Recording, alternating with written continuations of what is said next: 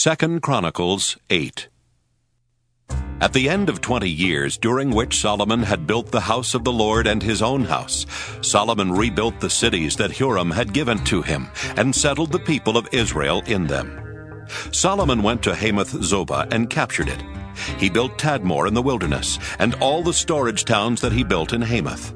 He also built Upper Beth-horon and Lower Beth-horon, fortified cities with walls, gates, and bars, and Baalath, as well as all Solomon's storage towns, and all the towns for his chariots, the towns for his cavalry, and whatever Solomon desired to build in Jerusalem, in Lebanon, and in all the land of his dominion.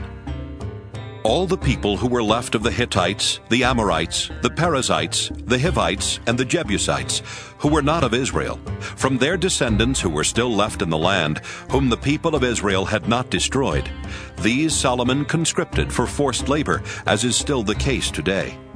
But of the people of Israel, Solomon made no slaves for his work.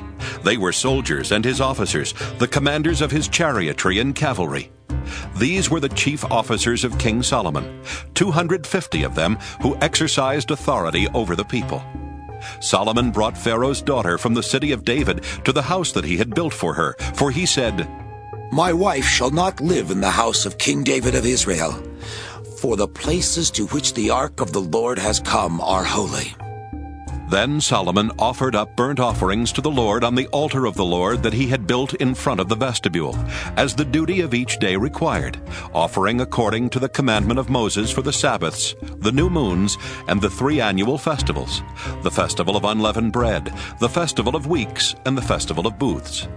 According to the ordinance of his father David, he appointed the divisions of the priests for their service, and the Levites for their offices of praise and ministry alongside the priests, as the duty of each day required, and the gatekeepers in their divisions for the several gates.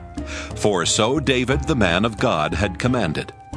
They did not turn away from what the king had commanded the priests and Levites regarding anything at all, or regarding the treasuries. Thus all the work of Solomon was accomplished, from the day the foundation of the house of the Lord was laid, until the house of the Lord was finished completely. Then Solomon went to Ezion-Geber and Eloth on the shore of the sea in the land of Edom. Huram sent him, in the care of his servants, ships and servants familiar with the sea. They went to Ophir, together with the servants of Solomon, and imported from there 450 talents of gold, and brought it to King Solomon.